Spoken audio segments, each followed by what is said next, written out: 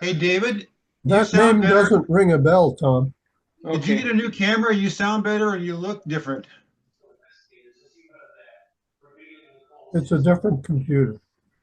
Oh, wow. Yeah, this is much better. Your audio is really good. Okay, good. Tom Eric Hand does appear on occasion. Okay. Because for ever since I was left, he's been emailing me stuff. I get an email from him once a month. Some of them are extremely interesting. I think one of my last meetings was when is it Robert Kaufman took over promoting it. He got he started meet up, and that was about the time that I just couldn't spend the Saturdays there anymore. But that was about the time I left when Robert Kaufman took over. He's still around one.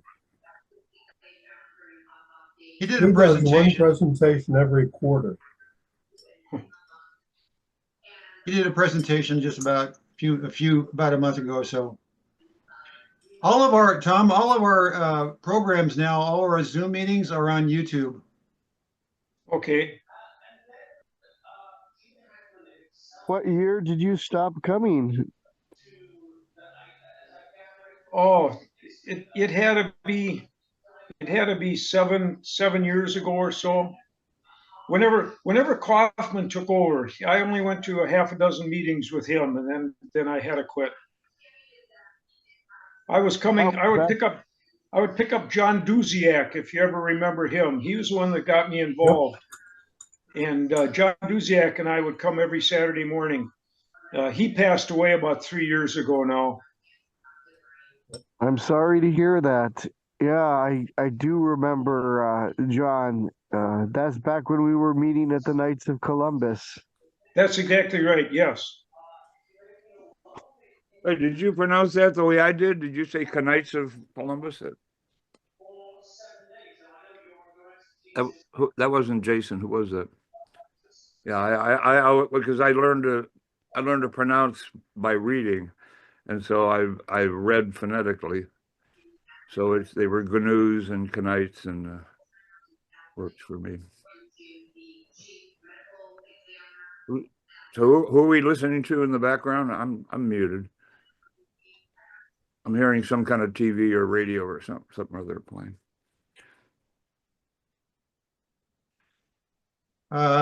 If you look at your participants, sometimes you can see a moving microphone. I see a few people muted. I'm gonna go mute myself, but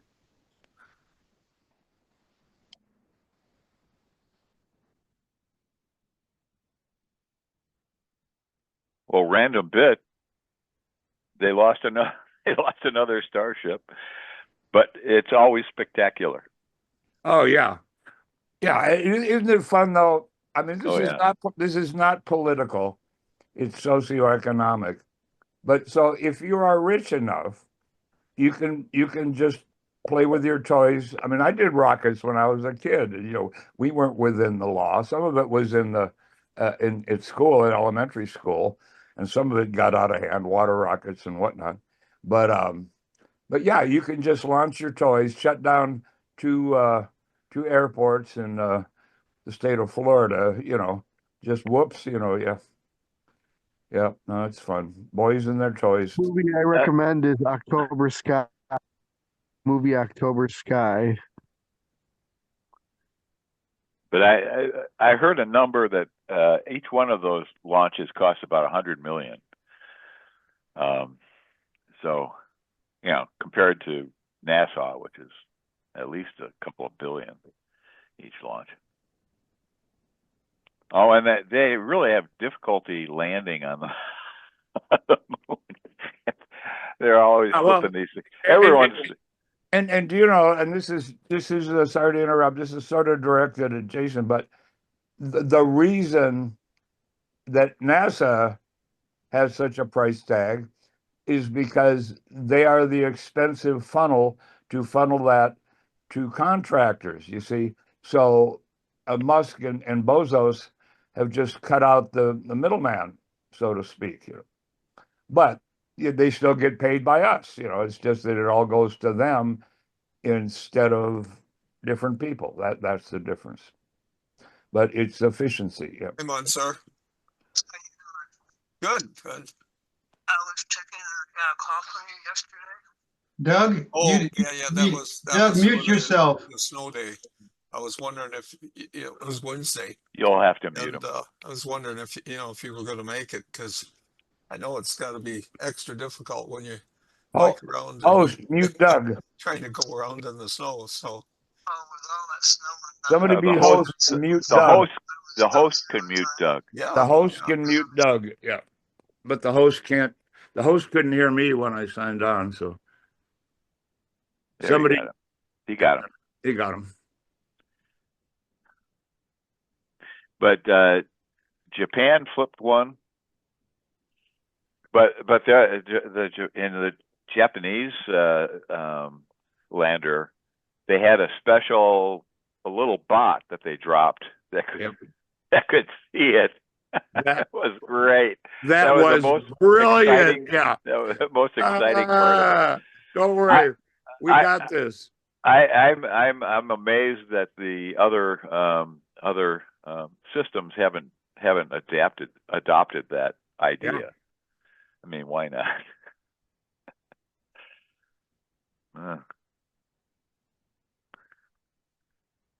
I've seen a video where people would do these really, really tall cliff dives. And they'll have someone holding a camera on a rod. And when the diver dives off, they drop the camera so that it falls right with the with the diver. Right. And it gets spectacular video all the way down till they hit the drink. Has But, anybody done that? I've done that. Not the dive, but I've done where these guys are doing the 100-foot Acapulco thing, and then you can go down to another one, and they have various ones at 30 and 40. I think I did the 40. It's exciting. Oh, I did one in a what do they call them? Geez, my Spanish. The pools in Mexico. It sounds like peyote. You know what I'm talking about? Nobody's been to Mexico. did you dive or jump? I jump. Yeah. Yeah. No, we did there was a water tower. I forget what lake. And there was a guy that went all the way to the top, 120 feet, something like that. A Clear Lake, or I don't remember what lake. And we would go up the ladder and then skinny over on the, and of course I have mortal fear of heights, but I don't have a fear of, I dare you, and I did 30 feet there, but you got to go in just right. It can hurt. It can, if your feet are flat, ouch. It's like hitting, it's really hard on the feet, and you don't want to do a belly flop. Yeah. Well, I fell about 1,000 feet. And lived to tell about it. Well, I had a parachute. Oh well, that counts. Yeah. However, it was the reserve chute Mm. because I couldn't find my ripcord. Oh, I've heard about that where it happens where people on their first jump. No, it's my 13th jump. Ah, well, of course. Well, come on, be like be like the hotels and Donald Trump. Just skip the 13. Yeah. But I didn't look for the D ring, which is where you're supposed to grab it. Yeah. Well, we used to my Daredevil days hang glide a lot, and there was a time when we flew on my first kite was homemade from parts mail ordered. Yeah. And and we went up to LA and got and my brother anyway he had a guy that worked for him. He was doing a business doing vinyl repair. Anyway, he made our seat, right? And it was a whole lot of Velcro involved. and I took off on this. I wasn't terribly high, but the seat just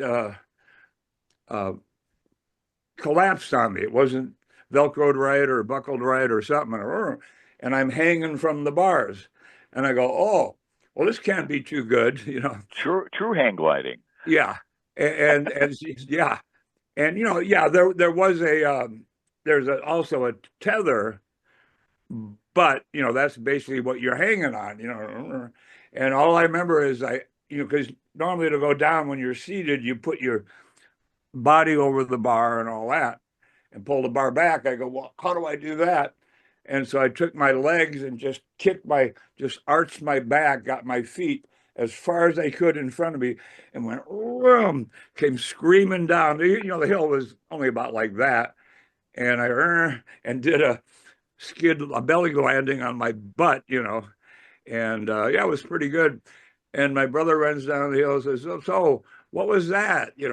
Were you afraid you were going to stall or whatever? And I go, yeah, because you see, if you stall at 100 feet, that's it. If you stall in a hang glider, I saw a guy up in El Toro, a hang glider park, which closed for insurance reasons.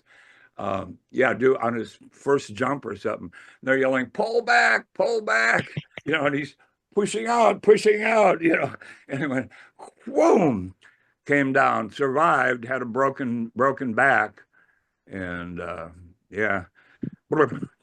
But yeah, don't ask me why. I'm mortified of heights, ladders, etc.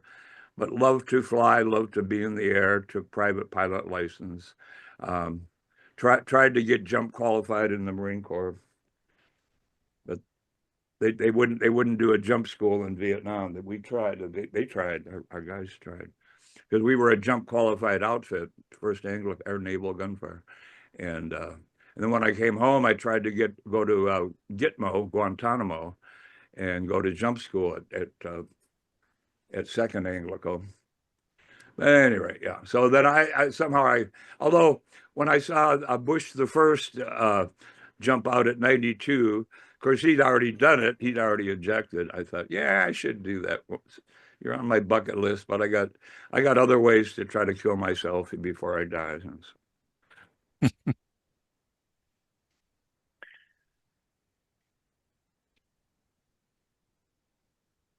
Well, I have a interesting twist to my presentation today. I thought I had it all prepped yesterday and I was ready to go.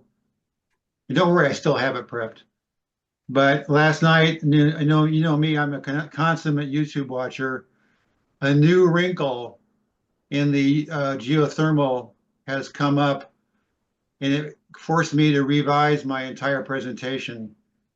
I don't want to start it now, but I don't know if you guys have heard about this before, but there is a fairly different and interesting idea that's happening in the area of geothermal, which might lend even more interest. I think what's appealing about this, and I'll make this comment when I get into the presentation, is that the oil companies, if they can be seduced into trying to lend their hand on this process, on the process of doing geothermal, it will release some of their stranded assets for being, it'll make it more palatable to them in a way. And I think that the final ratio of, I don't have the numbers on how much they expect to get when they do fracking for oil and how much the return they get on their assets for that as compared to doing fracking for geothermal. But if the numbers start to pair up, then they probably will be a more assured thing. Yeah, I think I didn't get a chance to watch that. I think I have heard on the other boob tube called TV about ways to capture the heat from oil and whatnot operations, but I'm dying to see all that. And of course, that's right in my backyard. Imperial Valley is not only the source of enough lithium to replace every battery on every electric car on the road in the world today,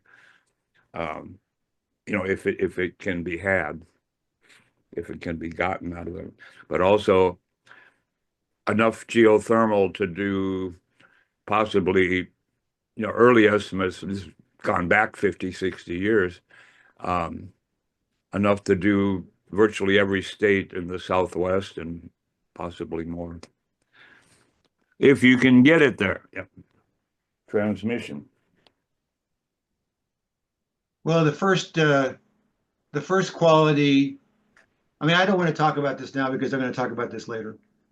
One thing about the SpaceX flight is that he's still doing these amazing catches. I think those are still wonderful to watch. And I shouldn't say he, I should say they. I remember when I kind of keep a separation in my head between the Texas-based SpaceX and the one that's doing the Falcon and the Dragon. I think that the quality of Falcon and Dragon and the fact that they have a history of space station functionality is pretty credible. But the Boca Chica unit, it was really amazing to watch those first flights. They looked like corn silos going up in space, going up in the air. It was a demonstration of how they just really knocked it down to the most irreducible cylinder that they could make, throw a rocket underneath it and see if it could come up and come down and that kind of thing. And then come up with what they've got now with their Starship and the booster and all that, and the Mechazilla and the chopsticks. Those are all pretty interesting innovations.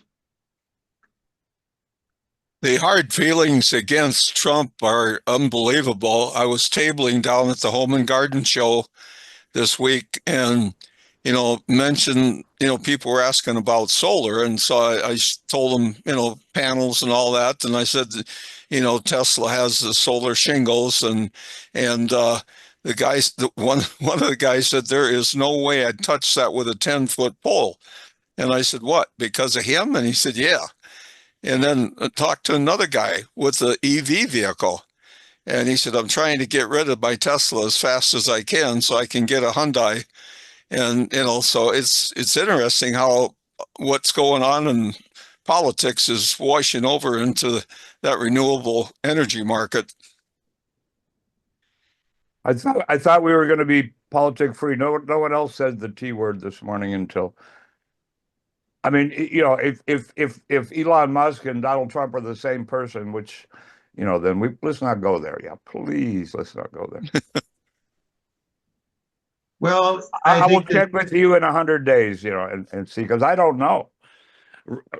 I don't know whether I'll be better off in 100 days. It's a complex world. Ford himself was anti-Semite, and there were. I just think that one of the things about the new administration is that it seems like some of the decorum and the behind the scenes has become some of decorum. They can't even spell it. They can't find it in the dictionary. It's become more blatant. It's everything that, it's like you getting the behind the scenes gossip right up front, and it becomes. But the problem with that is that it gets you all ticked off, and then it's like the magician that has the hand in the air, but the other hand is reaching in your pocket for your cash. There's a reason that we don't open these meetings to politics, okay? And that's it brings up too much emotion and too much irrationality. Let's not overrule that idea, okay? I mean, there's enough going on with artificial intelligence or whatever the hell we're talking about. I'd like to go back to electrical vehicles because I've been thinking of getting an EV.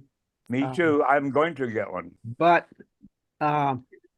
I've decided to postpone that decision because hydrogen-powered vehicles may become a thing pretty soon. Yeah. They've made great strides in hydrogen-powered engines. Yeah, the Toyota's been pushing that. Well, I'm a member of SAE, and gosh, it must be, I don't know, it's got to be 25, 30 years ago. We had a meeting with the top people from Ford, General Motors, and Toyota, and everyone back in those days thought hydrogen was the next best thing. And Toyota was really strong on it, and it ended up that they haven't given up on it, and so there's Not at all. definitely, but Yeah, yeah, there's a lot of people, a lot of companies experimenting with it, and especially over the road heavy trucks. Because you can store the hydrogen safely. What's the latest version? Are we still talking fuel cells, or what iteration of, because there's been all kinds of ways to try to turn hydrogen back into water. So do you know what the latest is? The fuel cells are the most efficient, I believe. Oh. But the problem with hydrogen is that the round trip efficiency is not very good, even with a fuel cell. Yep. You're wasting a lot of the energy. Whereas the battery and electric motor is considerably more efficient. Yeah. Well, and you get the advantage of regenerative braking. That really works. I know I have it on my car, and and I finally have gauges that actually show me what's going on. Yeah. And it's amazing just going over the hill and letting your foot off the gas. You can see it's start produce extra energy. So well, the idiots here in their electric cars, some Tesla, some not, that jackrabbit. These people that complain about gas mileage, and they jackrabbit every start and then slam on their brakes at the next light, even though it's clearly red. Well, people that are using regenerative, they're getting a good chunk of that back. Yeah. Plus, it makes driving in traffic, especially if you don't have the automatic distance, but I don't forget the term for that. But if you don't have that, just pulling off the pedal and pushing down on the pedal makes driving in traffic much less stressful, and it's really fun. The Regen it's a fun vehicle to drive. You can get into spots and you can get around, and it's. I have the Mini Cooper SE, and it's been a real pleasure. It's a real pleasure to drive. The range on it isn't great, but for in-town driving, it's perfect. Actually, been looking at I didn't know they had a Toyota has a plug-in, because plug-in is, hybrid does me no good. My solar panels can't do anything with hybrid, but plug-in hybrid, a RAV4. And I'm going to be going and checking it out. They actually came out in 2025.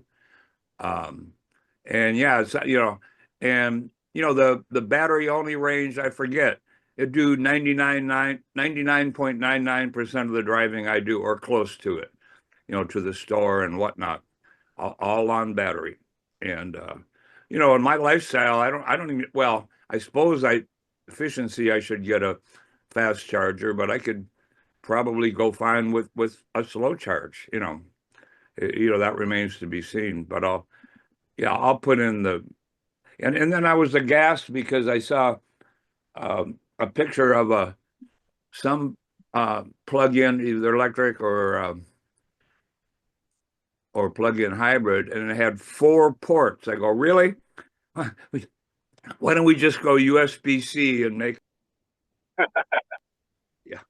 4 ports? And Stan knows all about that stuff, and he sent me but until I own one, I don't want to really do that research. But I really ought to. Well, I should commit and get the get the charging in my garage. In the old days, my brother and I would do that ourselves, you know, and codes be damned. But no, we actually go beyond code. But yeah, at this point, I'm not doing underground wires anymore and trenching by hand with a pickaxe in clay soil and all that rigmarole. Been there, done that, and we're going to be getting some. Heat pumps, a couple of heat pumps. I'm hoping before AC season, get rid of our ungodly, inefficient.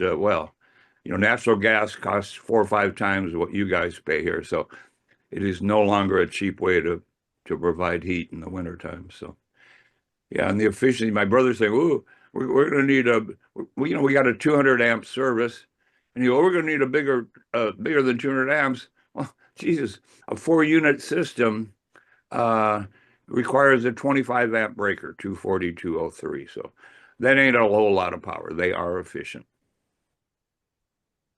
Yeah, I just put in a system in December, a new furnace, high efficiency, and a heat pump, and it's been great. I'm really, really enjoying it. Carol, Yes, there is one slight problem for those of us who live in places like Minnesota, in that you can't use the engine to heat the car. well, there's a heat pump. I was going to ask about that. Well, what other way is there? There's a heat pump on my car, and it's just toasty warm during the winter, even during the coldest days. Heat pump works very nicely in these vehicles. Okay, help me out with that then. Where is it picking up the heat? Off the battery. Okay. So you're essentially running air across the battery to heat your car? Either that or when it's plugged in, it can run off the grid power until you start driving, then it's off the battery. Well, Yeah, it Minnesota doesn't do heat you pumps. any good as a car warmer if you're not driving. I mean, Yeah, I mean, theoretically, you could run the heater off the battery and pre-warm your car and all that, right? Or whatever. Yeah. Well, that's called an inductive heater. That's not what I'm talking about. Yeah. To be truthful with you, it confounds me in the same way that when I was a youngster going into my parents' trailer house, they could make the refrigerator work off of a flame. But it does have something to do with how heat pumps use the chemistry of a specific element's boiling point to transfer heat from something. I understand. My dad did refrigeration, and yeah, I have one in my motorhome that's a 3-way, 12-volt house battery, 120 shore power, and propane flame, and it's quite amazing. Yeah, but it's So the whole idea of pumping heat. In Minnesota, it relates to geothermal. They'll go down, they'll go do heat pumps because heat pumps didn't operate well at very cold temperatures back in the day. They're getting quite low now. And they would just drill these wells down into the ground where everything is 50, 55. And then you're working off the same 55 summer and winter. And you can heat with it and you can cool with it. It's just reversing the refrigeration cycle. My dad explained to me the refrigeration cycle when I was 6 years old. And yeah, so I know something about it. Transfer. What do you want the car for? You have to start with the right question. What are your goals with the car in Minnesota? Do you seek to transition off of fossil fuels? Are you looking for gasoline cost savings? What are you trying to achieve by buying a non-traditional vehicle?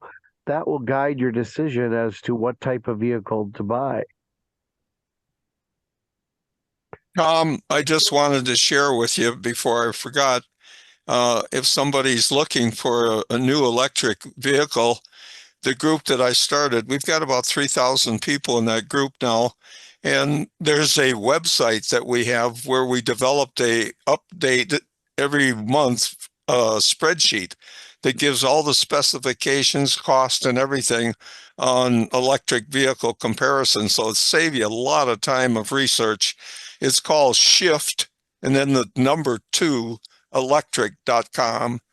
And it's really handy. So Can you put that in the chat so I don't have to grab a pencil? sure, absolutely. Thank you.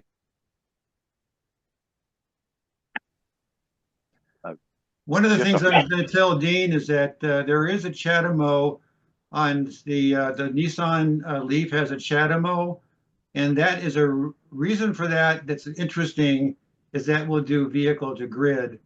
I don't know if Minneapolis is set up for vehicle to grid, but if you want to be able to allow the grid to have a fraction of your power for the duck, the morning, evening type power, that's what that's for. And that's the value of that. And I think that ultimately that would be a nice thing to have all the time, but I'm not sure to what extent it's fully rolled out in the United States. There are programs in the tail that wags the dog, California. Yeah, where you can do just that now.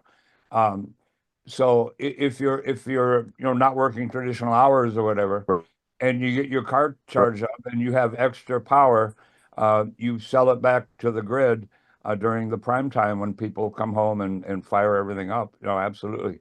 It's distributed storage and it makes a whole lot of sense. Carol. Yeah, and this leads me back to a problem that I'm having. Boy, there is one sense in which I really agree with you that allowing politics to enter our discussions is going to lead to disaster. On the other hand, it's awfully hard to talk about electrical vehicles without taking into account that the cost of electricity that the entire Northeast is buying from Canada is about to go up dramatically because of politics. Well, this is why you have so much skill as a presenter.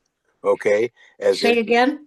as a skillful person using language, you can figure out how to discuss this without bringing in politics. I know you can. Okay, and there's no one in this group who doesn't have enough brain cells left in them to discuss just about any issue without bringing up politics, including this one. I know you can do it, Carol. I know you can. By the way, Robert, sorry to interject. Are you in Carlsbad? Because it's bloom season in Carlsbad, California. No, I'm just optimistic. There you go. And by the way, we have a bust super bloom in the we didn't get enough water. We've gotten some water, so we're only 5.5 inches behind. Our annual rainfall in San Diego is less than 10 in city proper. But yeah, we have no super bloom at all, which is millions of dollars to the Borrego area and all that. But the fields are alive in Carlsbad. Yeah, it's good to see. So it's 10 o'clock. What is the meeting going to be about today? Geothermal. What? Geothermal energy. Oh, geothermal. Okay. Good. I would like to suggest that I just wanted you guys to know I have to leave early because I am actually going to go march. So I'm going to take my little body to the state capitol. So no politics, Robert. I know. March is a month.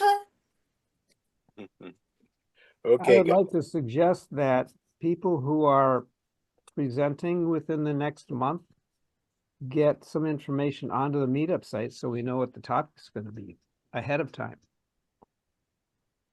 Yeah. So I have to change my date because I'm going to be out of town on my date. So any time in April I can present, and I know what my topic is, so I can make a. So all we got to do is figure out when. So, okay, guys. Will you give me a call, Bob? Yeah, I'll give you a call. We can talk about that. Okay. Can you all see this? Yes. Okay. The first thing I want to talk about is the fact that traditional geothermal is not new. The first geothermal was done back in Italy back in 1904, but it was only able to work where there was a fairly shallow or close proximity to some kind of a geothermal access. So this map helps to sort of give you an idea of the limitations of being able to get immediate access to geothermal. And the obvious question is, well, how can we make it possible to get it more accessible to a larger amount of the geography of the world?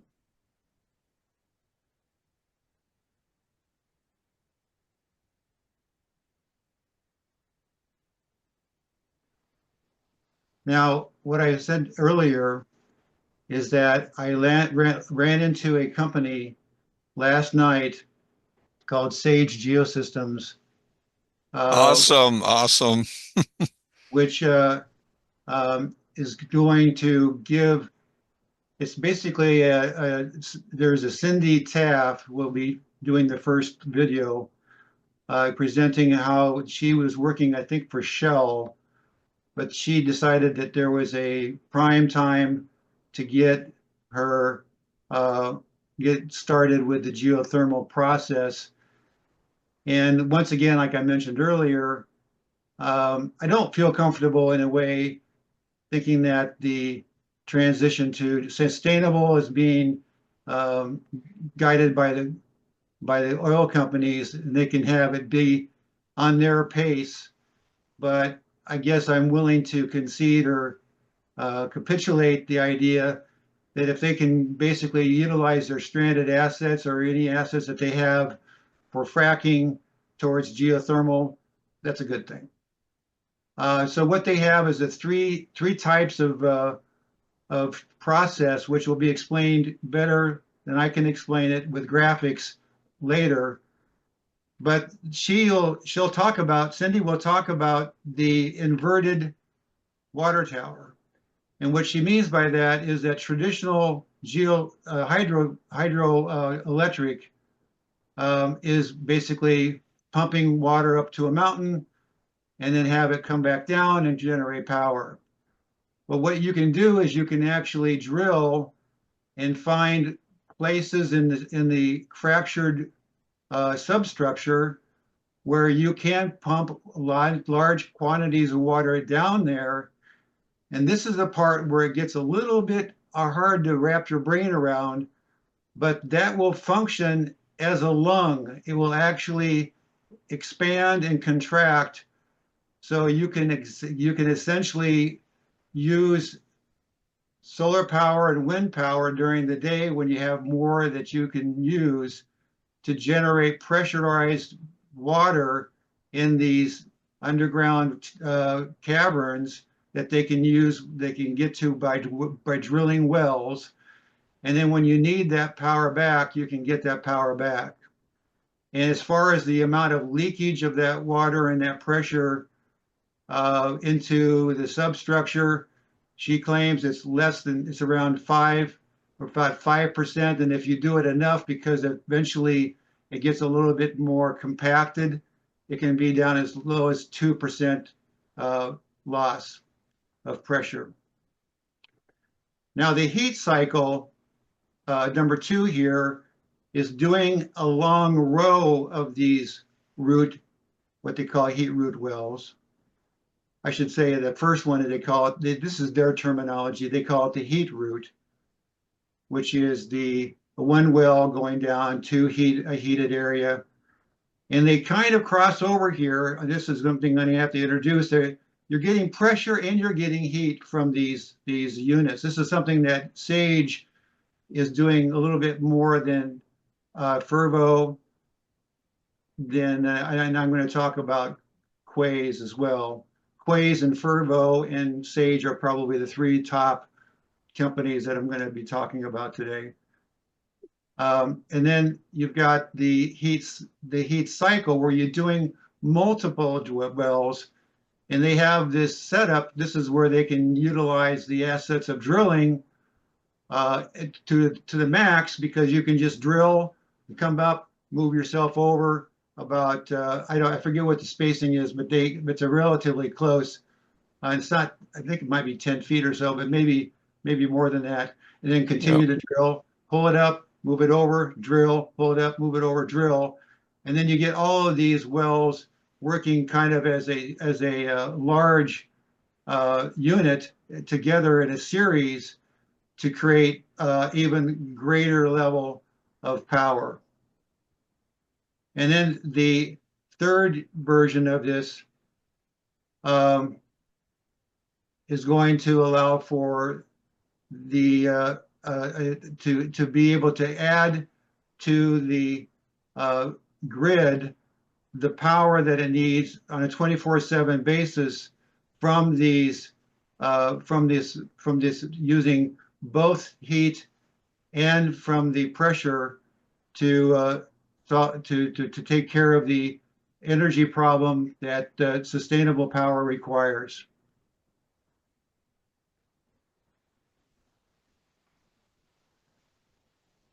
Now, prior to my discovery of Sage, I was going to talk about Quaise. I think maybe I was going to talk about them first. I'm having a hard time even now deciding which of these videos to show first. But what Quaise does is it uses a technology that was invented for fusion reactors. I think it's probably mostly microwaves, to assist in the process of creating the correct amount of plasma to shape the plasma in a fusion reactor. And they discovered that this particular technology could be used pointed towards the Earth, and it could cut through rock, and it can create boreholes and provide an escape for the heat of it can go further. So it uses essentially the essential drilling from the oil companies first, and when they run out of their ability to go deeper, then you can start using the Quaise technology to go even deeper than that. Now, the one thing I haven't heard about Quaise is that it doesn't do the horizontal version of drilling that you can use with some of these other techniques. And so I'm not quite sure. I think this is kind of, we're going to have to see what happens with Quaise as they mature in their process. Now, enhanced geothermal is essentially what Sage and Fervo do, which is where you drill down and then you put another drill on the other side of it, and you have a fractured region in a substructure space where you can pump water. This is only going to be water, nothing to do with the kind of nasty chemicals that you get from fracking and other oil extraction technology. This is simply using water to get to the boiling point, and then you can bring that back up to turn turbines. So essentially, all of these technologies only are there to boil water. I can think of only one, maybe Helion, which is a fusion reactor, which doesn't use a water reactant or a water generation or boiling water to make power. The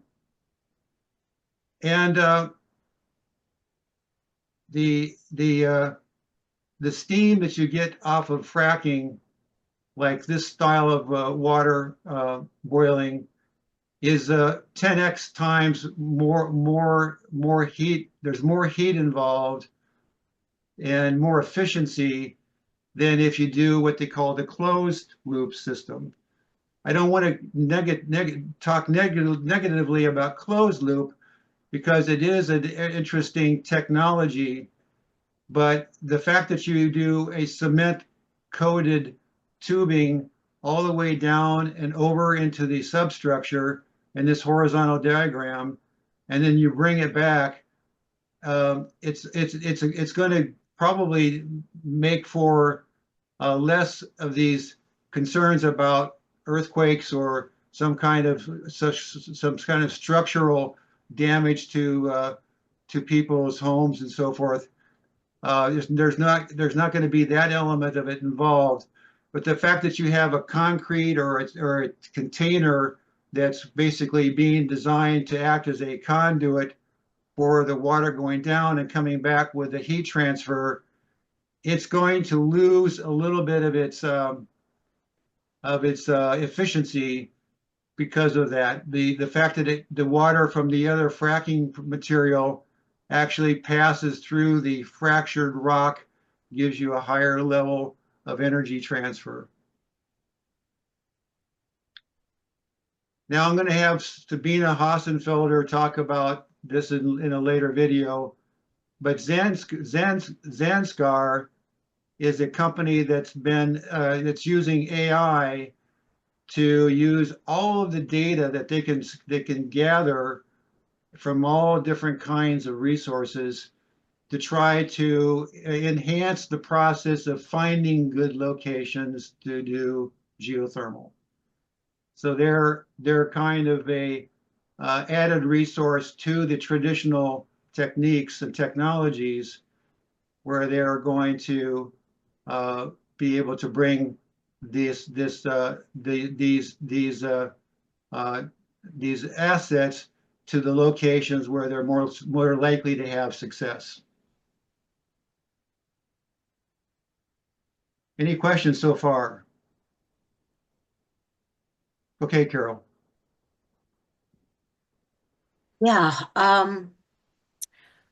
when you're looking at closed versus open loop systems, it would seem to me the question immediately arises, where are you getting the water that you are putting down your open loop system? And don't you have better things to do with potable water than pump it underground? And if you're not using potable water, gray water from the local sewage plant? I mean,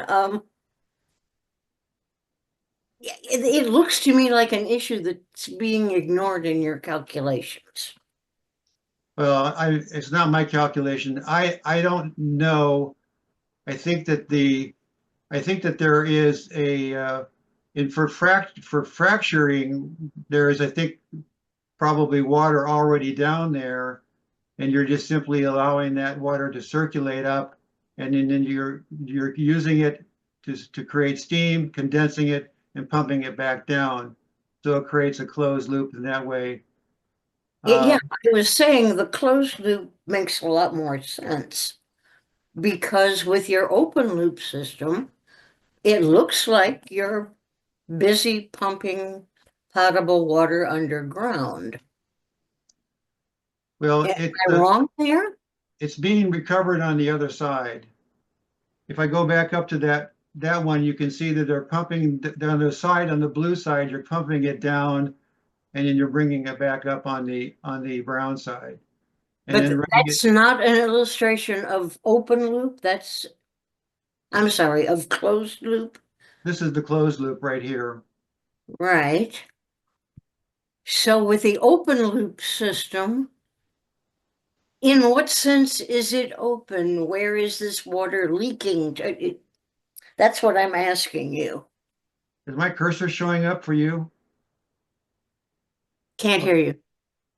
Yeah, can you see a cursor? I can't tell what's showing up. Yeah. Yes, I can see a cursor floating about. Okay, well, down along here is a fractured space. I don't think it's going to be able to go this way. I don't think it's going to be able to go this way. It's going to be pretty much going between the two assets.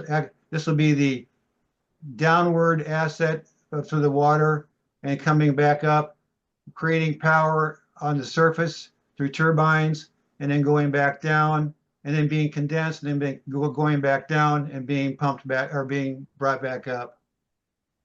Okay, and that's not what you're calling closed loop. That's what you're calling open loop. Yeah.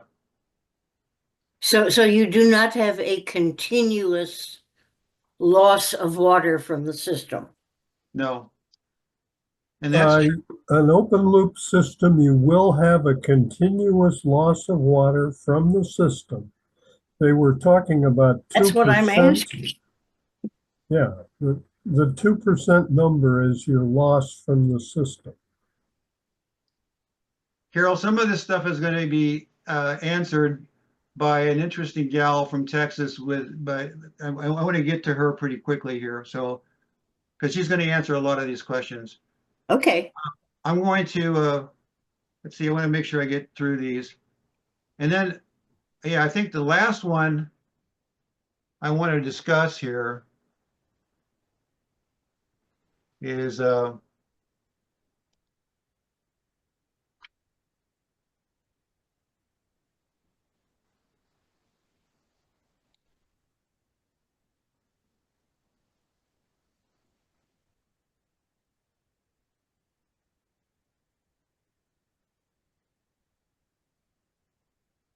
I pressed one key too many, and I went past my map. Oh, what's this? Okay.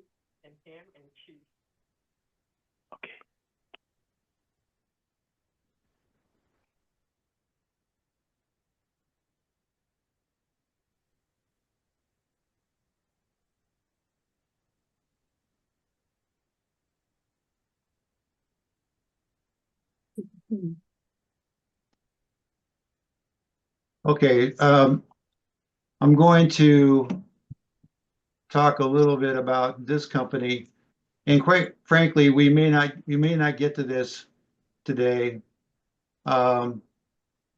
because I really am excited about the Gage company, and Gage's idea, I think, is the freshest information that we've got here.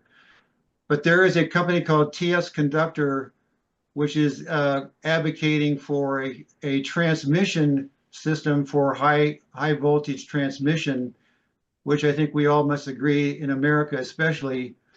I remember I had a friend from Germany come to America, and her first comment was, "Wow, you guys have a lot of space between your cities here. Europe, you have lots of interesting transportation, like railroad, that takes you from one city to another within country to country, but it's still not nearly as spread out as America is for getting things to go from one point A to point B." So I think that using the underground high voltage DC is a great concept, but being able to reuse the assets of power lines that we have with a higher quality conductor, which is what this company is about, using the aluminum encapsulated carbon core. I've got a video on that as well. Now, let me ask you guys something. I have all my videos, which might be more than what we can do today, in a PowerPoint. Can I attach a PowerPoint to the chat?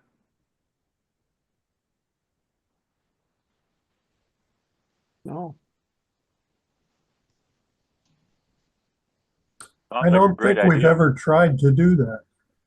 You attach a link. Yeah, but what are you linking to? Where do you put it?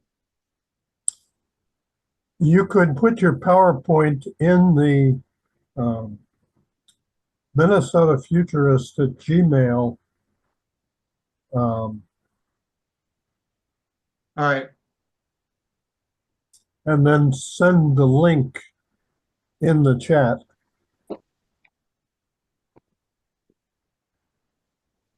Okay. So what I want to do now is start the presentation with Cindy Taff from Gage.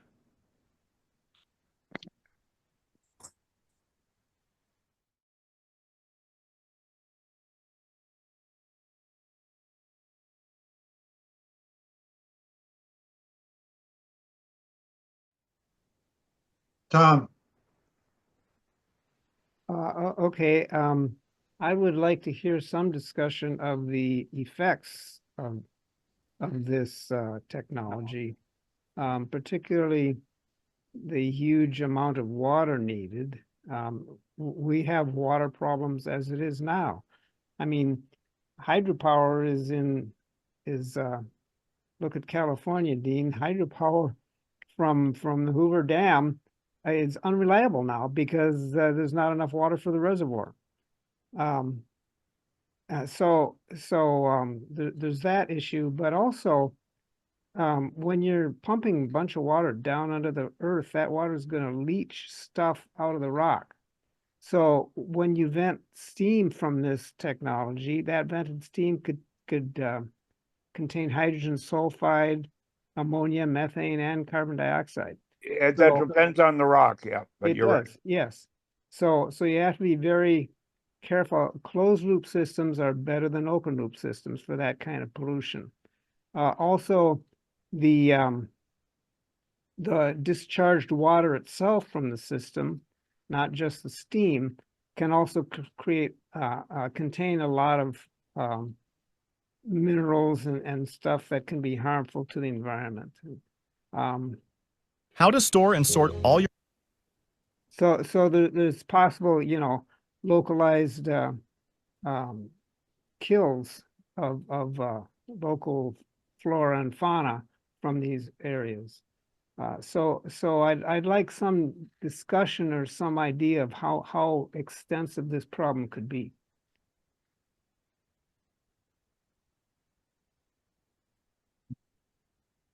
I'll have to research that, Tom. I don't have any straight answers for you on that stuff. Okay. Maybe Doug has something. I just had a question, Stan. Are you aware of the Heights project in St. Paul?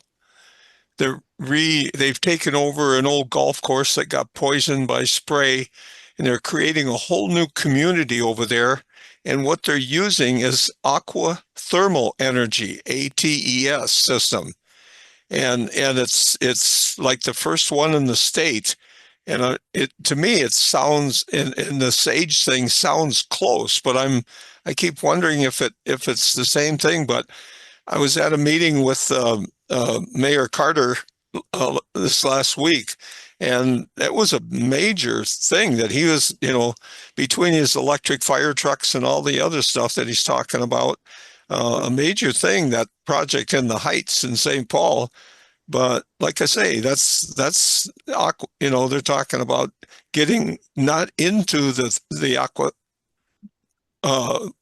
thing, but running up to it and then gathering that energy and bringing it back up. Have you heard anything about that? No, I haven't. Okay. That's one that's going. It'll be a totally renewable energy community. There'll be there'll be backup grid, but there'll be solar and all kinds of stuff there. And this geothermal using the aquifer is, like a major step forward. So anyway, might be something people want to check out. Yeah. I'm up. Am I up? I'm up. Yeah. So why does my hand lower? All right. So yeah, if you could minimize that or something, Stan. I can't. I had to close my eyes when you Google is your homepage. Anyway, yeah. Carol, real quickly, I posted There are hundreds of them. It is difficult for very smart people to wrap their brains around the heat pumps. I mean, my dad was literally beating me over the head with a metaphorical 2x4. Dean, you moron, why can't you understand this? So, when you I are am quite familiar with the okay, refrigeration cycle. okay, all right, you are. Not everyone is. Yeah, Remind me to tell you a funny story about that and engineers I'm dying to hear it. later. Yeah, we just pump heat, and it's a most efficient way to. It's more efficient than reducing heat. Let me answer. I think it was Tom's question about what happens when we pump all this water and create these fractures. Well, on the Ring of Fire where I live, we have taken the groundwater down from 1,500 feet to 15,000 feet. And they're already seeing an effect on earthquakes, because if you remove that pressure that is pushing the lungs out of these fractures that are everywhere under our feet, then all of a sudden things come together, and then you get, and so they are already noticeably seeing an increase in seismic activity due to not enough water in the ground. There is no shortage of water in the ground. Yeah. Your water supply is pumped across the San Andreas Fault. Yeah. Don't get me going on the Passaic Dam. When that puppy goes out, and the San Andreas Fault runs right under the Passaic Dam, south of the Bay Area. Oh my God. A whole lot of people are going to it'll make Jamestown look like a Disney animation or something. Yeah. No, it's going to be, and it will, it's not if. I kind of researched this back when I spent a few years in San Diego and I know. Decided to get out. Exactly. That's a smart move. There are people that have their houses, right below the Passaic Dam. I go, well, if I'm your insurance company, you're canceled, buddy. Yeah. Yeah. No, it will be a disaster, and it's not when, it's not if, it's a when, and when in someone's lifetime, hopefully. Hopefully meaning that the human species will survive that long. All right, I'll shut up. I have another question relating to the groundwater you were just talking about, Dean. And that is, what I understand about this type of fracking is they generally go below the existing aquifers. 20,000 feet is below most aquifers. Right. That's the whole trick to the deep drilling.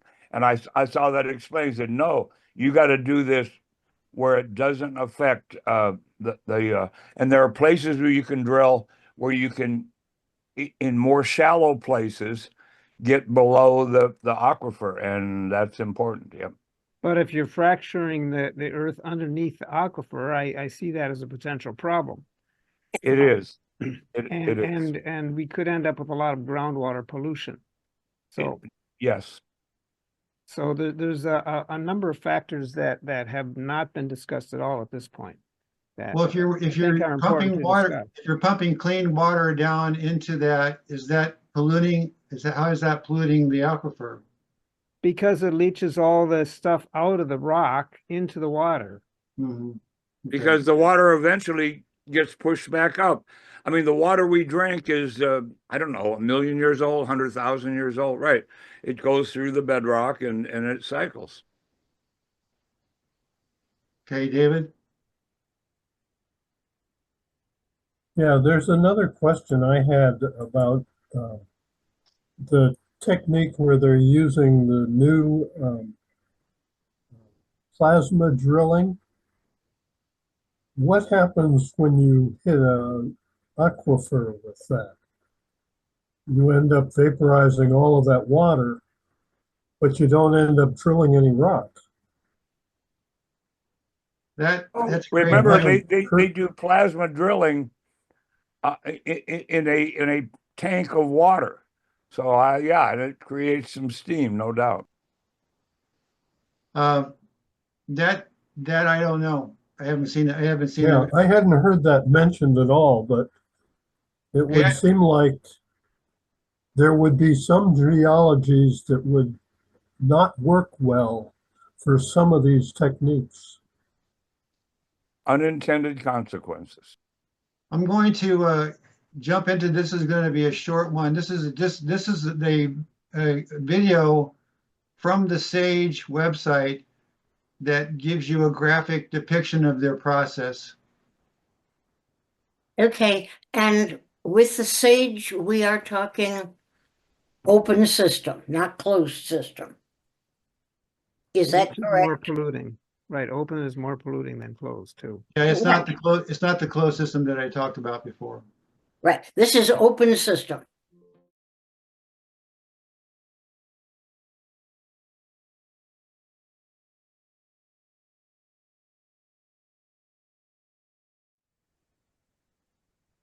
Now, William. Okay, you're pumping this water in the first one, the root one. You're pumping this water into this fracking cavity and then having it come back out and recirculate. So what is the integrity of that fracking cavity? Does it have a lifetime of 20 years? Will it constantly change the fracking structure as water is put in, heated up, and taken out? And will the open input system, it leaks. Yeah, will the input place and the output place change over time as the fracking structure changes? I just want to know, what is the lifetime of a system like that? What Because is the lifetime of the planet? But yeah, I mean, remember, you're cooling the rock somewhat. But it's last time I checked, we all live over magma. It just is very, very deep in many places. And yeah, I mean, these are extremely valid questions to ask.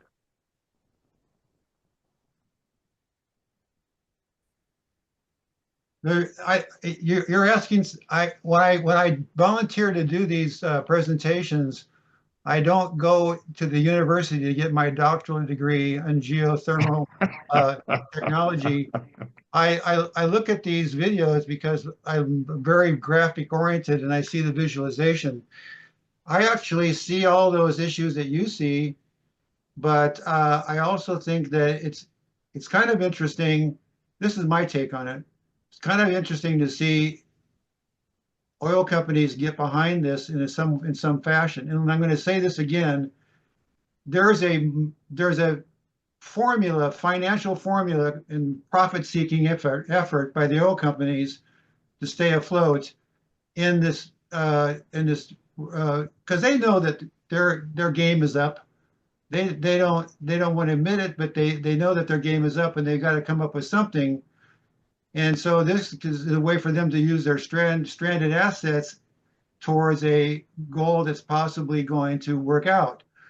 Now, so whether there's going to be maintenance issues, sustainability of these particular wells lasting for a super long time, that's got to be determined as time goes on.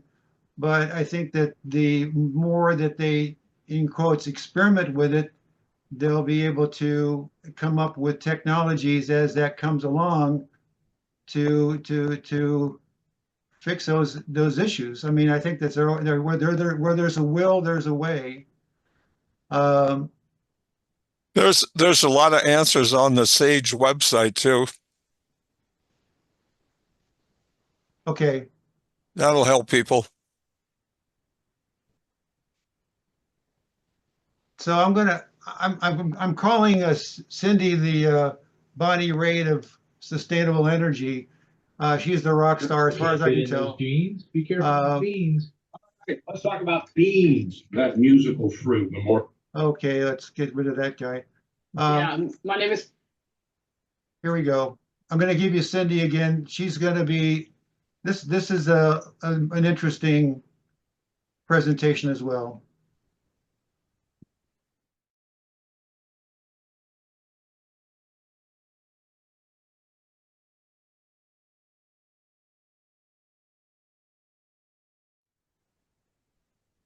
Did that help answer some of your questions? Carol? Yes. As a matter of fact, I have. Mr. Taff, I'm the CE. Go ahead. What? Continue. Yeah, I have cognitively gotten a picture of this technique as basically a very cheap replacement for the battery wall that solar power in your house is supposed to be charging. Can I put one in my backyard? You know, because I'm considering a battery wall. You see what I mean? The scale of it. But I mean, I think it's the Well, it's the storage capability that we're Right, a looking at, community battery as wall. opposed to the heat transfer. If you think about it, there was an, I don't want to bring up Elon as an example, but there was a bet that he made with this particular politician in Australia that he could install batteries that would solve a very critical issue that they had with peak power and so forth. And he got it in and installed.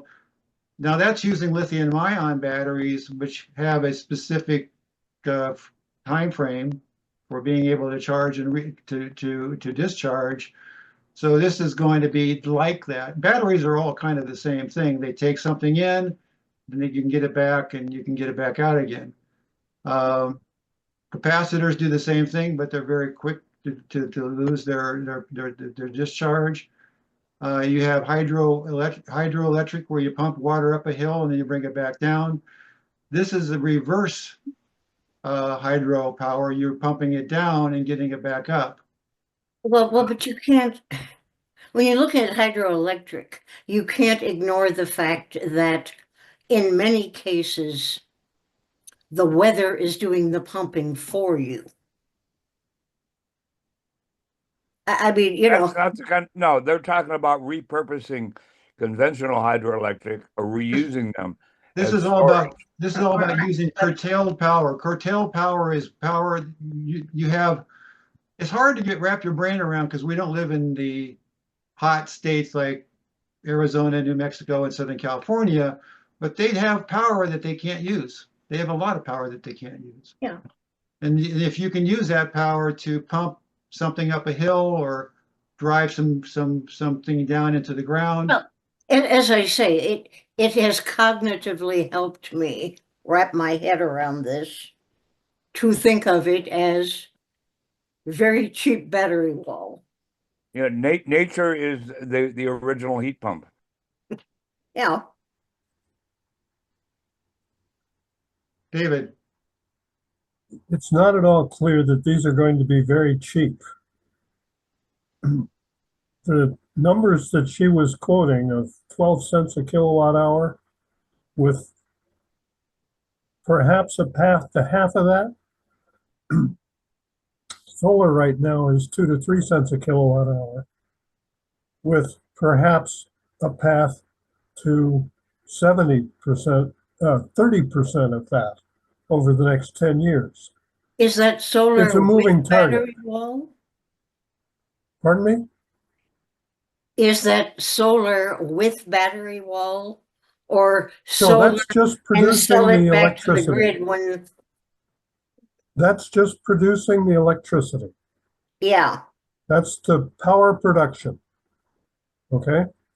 All of getting it to you when and how you need it, that's additional cost. She's not talking about transmission, she's talking about storage. Right. Yeah. Well, and there are lots of different ways to do storage. Batteries work very nicely with 70% round trip efficiency, I think. Maybe considerably better than that. But you can separate hydrogen and oxygen out of water in a system. But those systems are below 60% efficient, I think. the round trip storage, your losses to heat are 60% or 40%. They figure with a internal combustion engine, a car, you're doing well to get 35% round trip efficiency from the chemical energy and the gasoline to the actual moving the wheels on the car. That's why an electric car at better than 80% round trip efficiency is so attractive.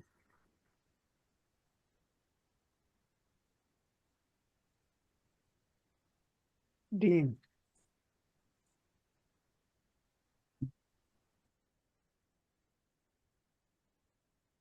Go ahead, Dean. Dan was muted and he was telling me to go ahead, so I don't read lips that well. Yeah, I think, see, when he said he was going to be geothermal energy, I thought we were talking about producing electricity from geothermal. No, we're talking about geothermal storage of electricity that's produced sustainably. And yeah, I like but the there are concept. both. Yeah, but yeah, they did touch on both. But yeah, I mean, they're interrelated, conflated, but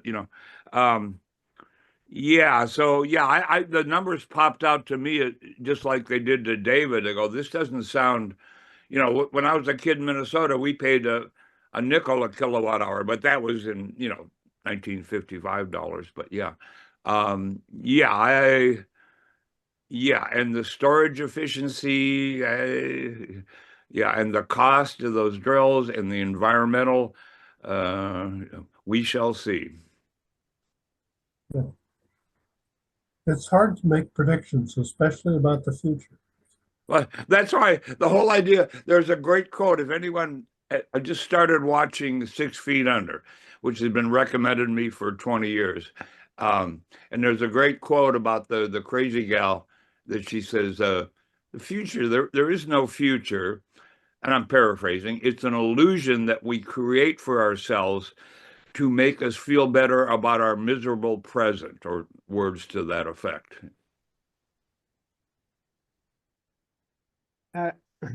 Stan, you're muted.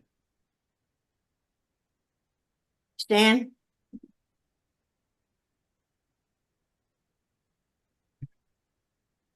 You're muted. Okay. The idea of using the pressure, I mute myself to bring up these videos without making a big noise. The idea of the pressure is going to be more costly because that's going to mean that you've got to drive the water down into it to get it back up. But the geothermal is when you lose the heat energy of the earth to create it. So there's pressure and heat, maybe a little bit of both, but they're both kind of, I guess the term geothermal isn't right for the pressure version of this, but you got to keep those two sides of the coin separate. But they're interrelated. Yeah, I think so. I knew about some of this stuff 40 years ago. My dad worked for Oxy Petroleum all of his life. He was electrical, but yeah, I go, how does this work, Dad? And the slant drilling and all that. I go, yeah. I mean, you can drill a well in Texas and steal oil from Oklahoma. You literally can.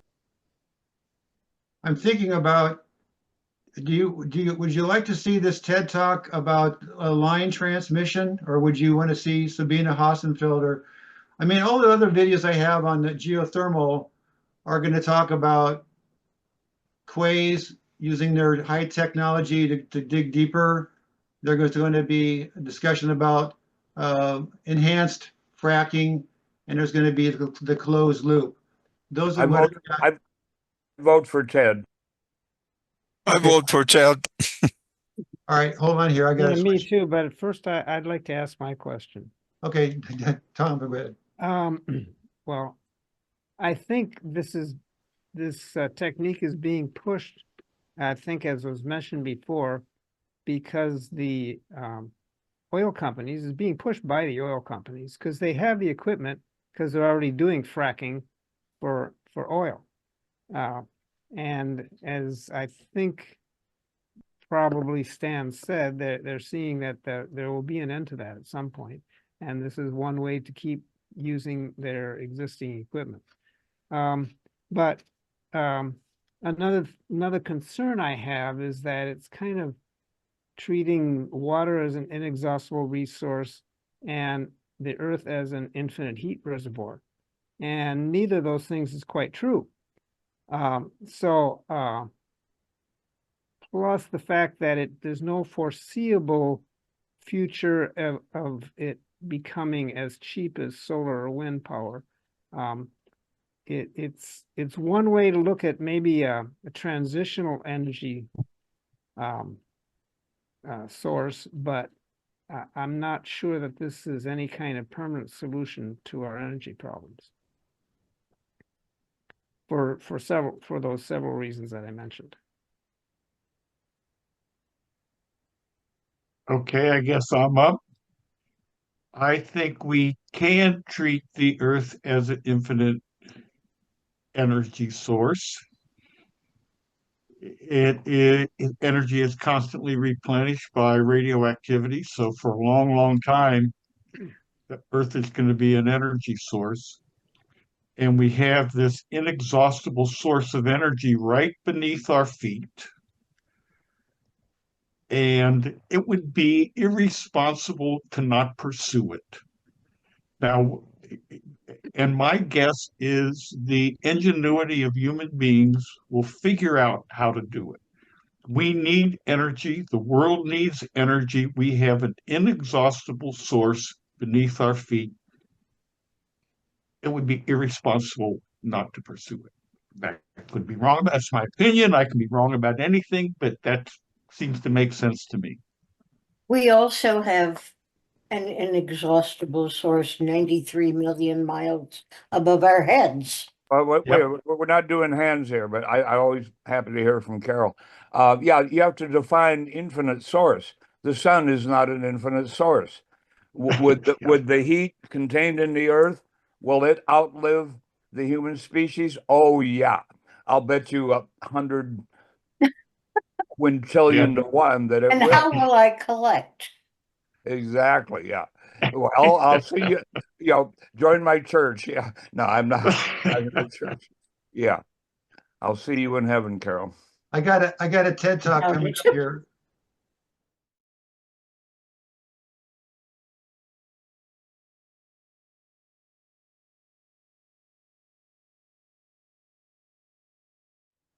Okay, I'm going to probably let that be. I got more, but I hope the discussion fills in the gap between now and noon.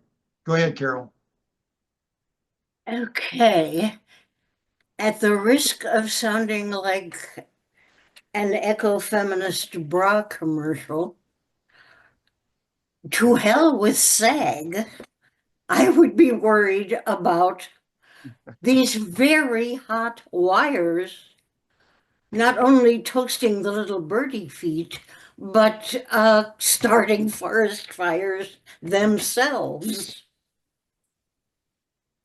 which he doesn't even address. I don't think he's meaning thermal heat, or what? I don't know. Oh no. No, he's talking about very hot wires. Very, very hot wires. And probably the birds will no longer sit on them, but that's minor. Yeah. But they themselves creating forest fires. You done? You don't want, are you done, Carol? Yeah. You don't want them to sag enough to hit the trees and all that. Yeah, we get that. But Yeah, but I'm saying that's minor compared to. Right. And by the way, I like to decode. I like my acronyms decoded for me. ACSS is aluminum conductor steel support. I don't know if he mentioned that, but. Okay, I guess I'm next. I was just wondering if there's been much thought put into capacitance matching. I imagine these different conductors will have different capacitance. So whenever you're at junctions, you have to worry about reflections and all that kind of stuff and how much gets through. And I don't know, I didn't hear any mention of that. Maybe they've thought about that, but it's something that does need to be considered Okay.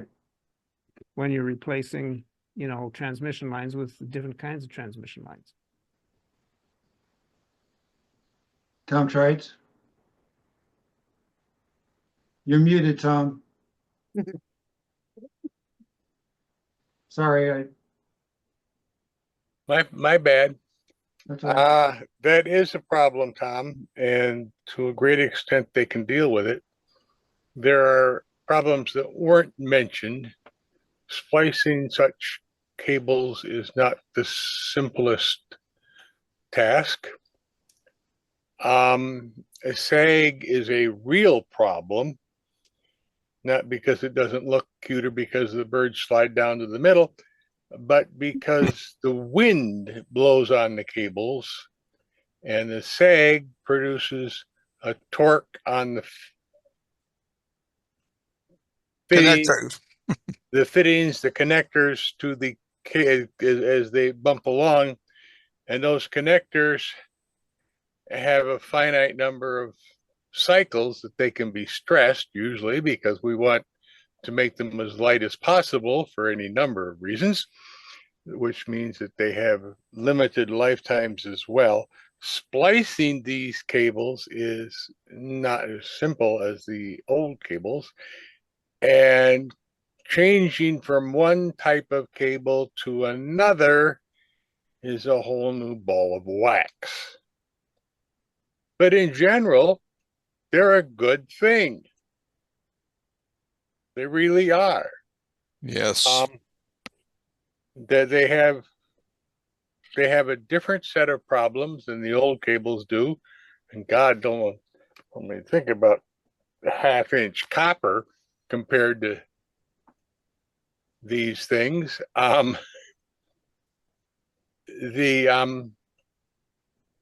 We can do it better and better and better. A problem that doesn't get addressed with this is the problem of copper theft. People, I couldn't hear that. Repeat that, please. Copper theft. Theft. These are aluminum, not copper. Yeah, but do the thieves know that until they've got it down? Or They'll got it probably dug learn up? it quickly enough. Yeah, it's yes, Dean. You're Yeah, muted. I have a question. I wish you could do a question mark instead of a statement hand. Well, I mean, you know, yeah. So we are still talking AC transmission. Is that correct? Not DC. Okay. Yeah, this isn't underground high mostly, density DC, but once again, America has got lots of space between. We're a big country. I can see the high voltage DC seems to be a very popular solution from North Africa into Europe, for example, where they've got huge amounts of solar panels in the Sahara, and they've got the Europeans wanting that power. And I know that Australia's got high density DC coming off of Australia into Singapore, into that Indonesian area. But I just don't know. I think that maybe this idea of redoing the towers that we have here with a more efficient version of energy transmission might be that bridge to bridge while we're sort of getting together with a high density underground DC version.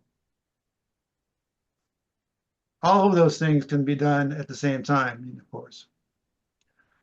And I have one more question about the mechanics of this. If you're looking at lines that don't sag as much, so they're essentially tighter, when the wind blows, they're going to vibrate faster. So you have those kinds of mechanical things going on, which may introduce different kinds of problems. And also my second question is, are we going to get at some point transmission transmitting power. We can also already transmit signals wirelessly, but transmitting power wirelessly is not impossible. It's been shown to work. Maybe that's another solution that might be better than different type of power lines. Just bringing that up as a possibility. Yeah, there's actually talk. I mean, people are looking at wireless power in your home, through some kind of directed, I don't know, it's kind of spooky to me, but. Tom, are you trying to be in Nikola Tesla? Yeah. That was one of his ideas. Let me ask you, what do you think about the HARP unit up in Alaska? Are you aware of that particular? I'm not real familiar with that. I know there are some installations that have been testing the concept.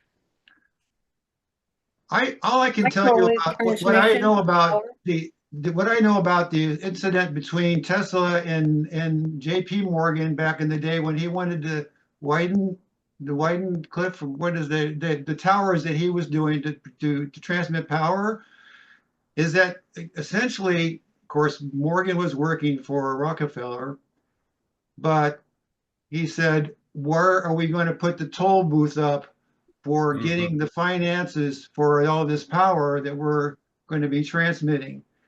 And that was the power issue back then, which basically stopped the funding for that technology, which know what he could have been doing with that. I don't know. I'm just extrapolating from the concept here.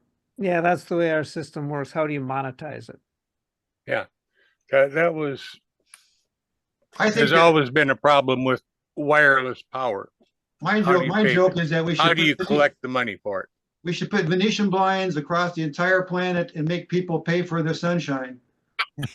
People have proposed that. Carol. Not me. Not us. Okay. No, really. There were places in Europe that had you had to license effectively the area of your windows because you were taking sunlight into your house, and then it was not available to be used in the garden. By the way, when I say not me, I mean we don't have that problem of sunshine being a limited resource. Carol. Okay, we are already testing microwave transmission of electrical power in the interests of solar power from outer space that I keep pushing. I mean, they have looked at the fact that birds can fly through the beam without being harmed. They shouldn't build their nest in it, but it does not warm them up enough to create a problem. It might knock out the Wi-Fi on your Southwest flight, but who knows? When you are transmitting microwave power, when you're using microwaves to transmit power, we are already testing those effects. Again, as part of the solar power from outer space, geosynchronous orbit, mylar mirrors, et cetera, et cetera, et cetera. Well, I think we should try to go forward with all of these as an idea. And I just hope that we don't, as a culture and as a country, lose our motivation to continue trying to create improved infrastructure as well as pushing forward for sustainable energy. Right. And now we will not talk about politics. I was trying to be careful about that. Robert's not here to mentor us, so maybe we can go a little deeper. But I think that that this particular administration might only just bring the motivation for sustainable continuing that path even more in focus. It's sort of like the path of, it's sort of like the idea of being suppressed makes that urge more Yes. more stronger. And I would rather see someone double down on sustainable than to double down on obsolescent technologies. Yeah, I mean, you gotta make your bets somewhere, you know.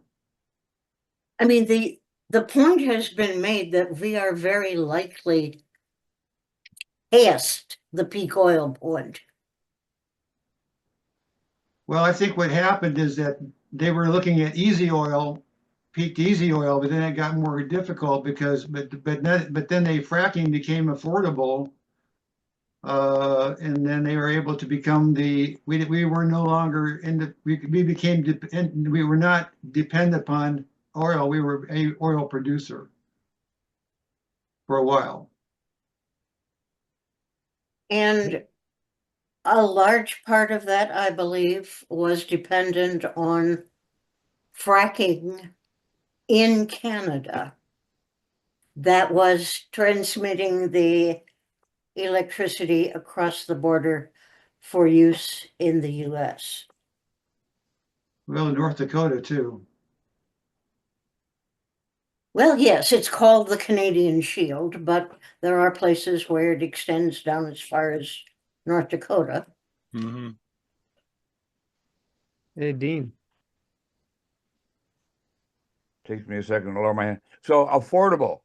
So now we have to economically define affordable. Affordable power is whatever we are willing to pay for it. And there is if you want to pay enough, there is a whole lot of petroleum based, yeah, but it's at what cost?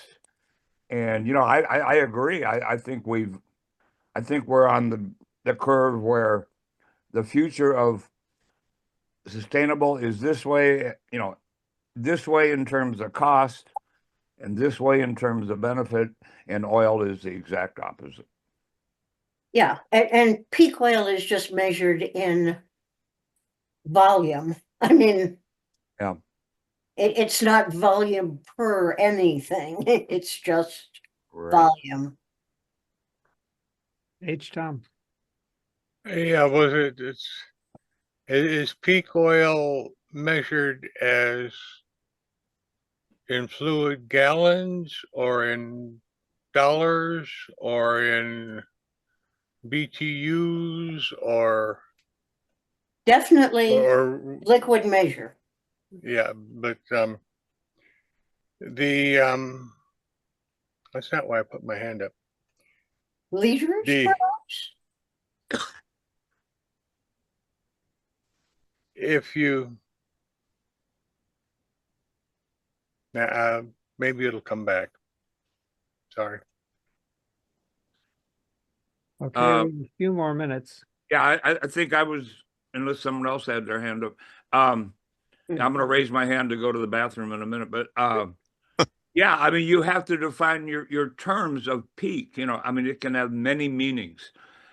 Cost benefit, all of that. Yeah, right. But for the last 30, 40 years, there has been a term in use when we are talking about economics and such, called peak oil. Right.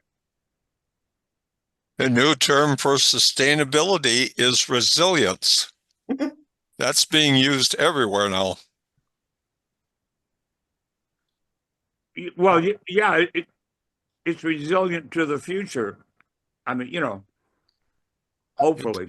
It doesn't have that green sound to it. Resilience of what? Of nature, the earth, or humans, or what are we talking about here, Doug? Everything. Everything's connected. Resilience is a buzzword these days, like a lot of It's one of those nice words that means what I mean, and it doesn't mean what you think it means. Yeah, humans can get used to a Exactly. lot of different things. Can I quote that? Yeah. But that's the fact that we can get used to a lot of different things is not necessarily working to our advantage. If we get, accustomed to something that's not as good as what existed before. I had a professor that used to say, if you touch a wet spider web, droplets will fall off across the entire web. Mm-hmm. And how does that relate? It's just that It's all connected. It's all connected, and it's complicated, but you touch a spider web, touch it, and water droplets will fall off from all over the web. Get up in the mountains, you can find spider webs that are the size of king size bed sheets, and that happens. So Stan, do you have anything more on the topic? I've got more than I've only shown you about a third of the videos. Well, we have about 5 minutes left. Anything? Yeah. I think one of the things I might mention, and this is going back to my discussion about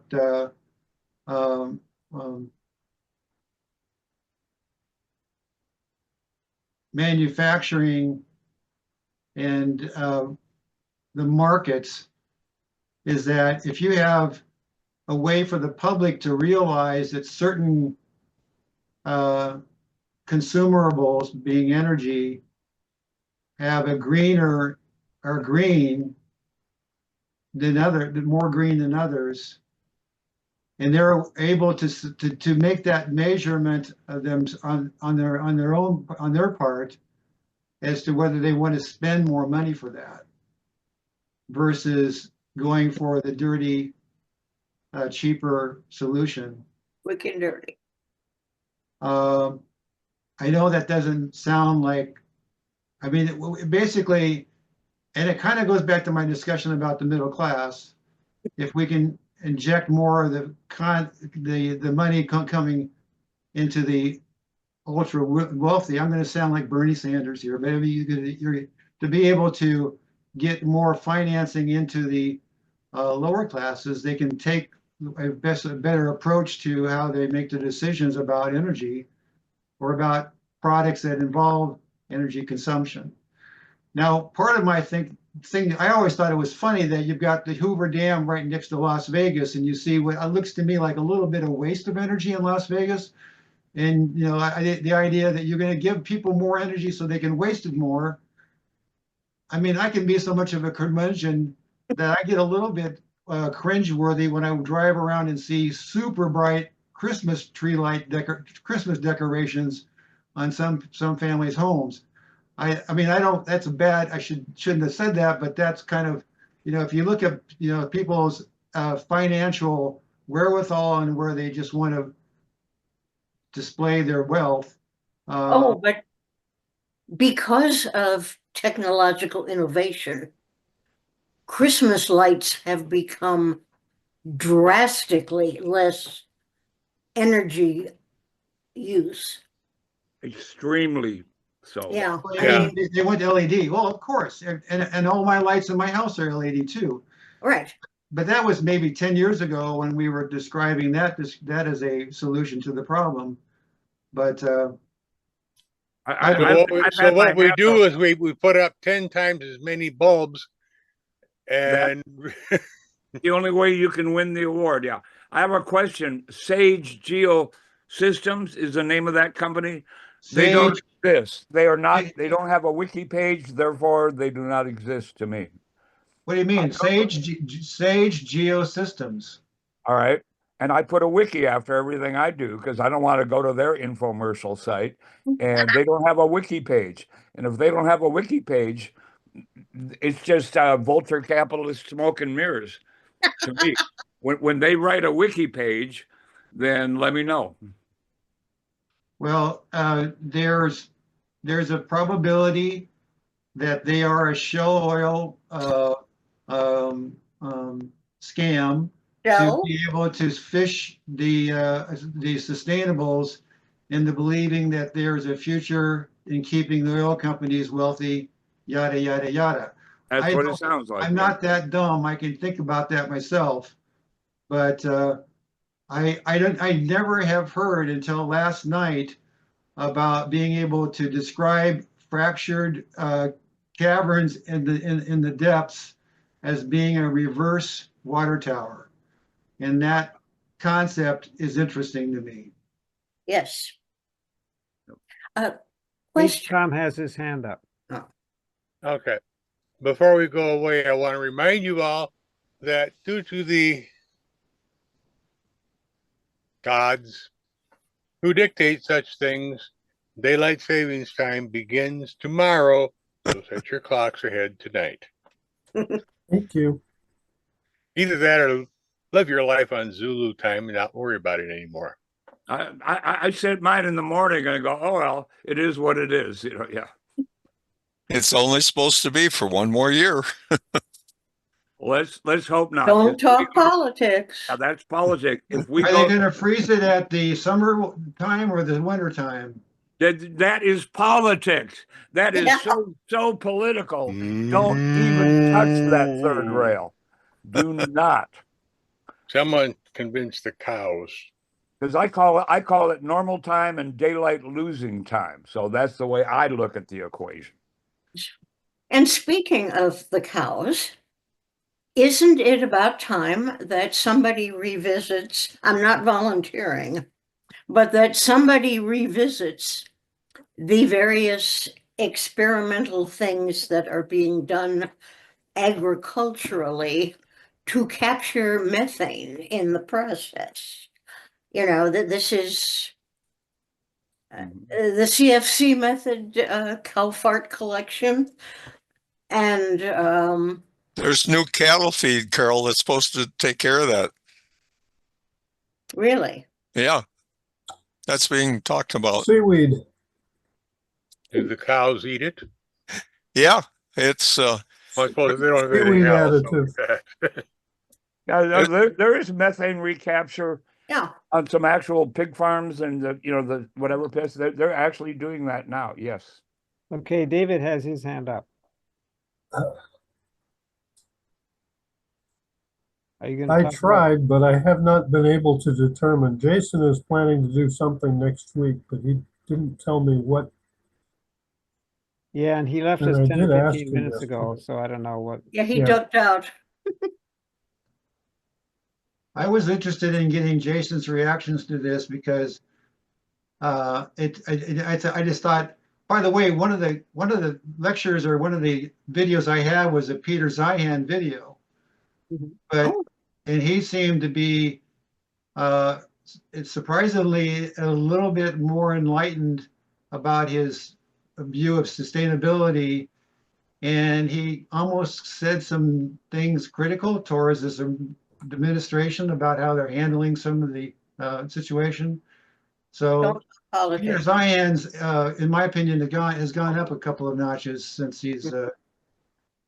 But back into politics again. Well, Zeihan's specialty is China. Yeah. So if it has anything to do with China, he'll have something to say about it.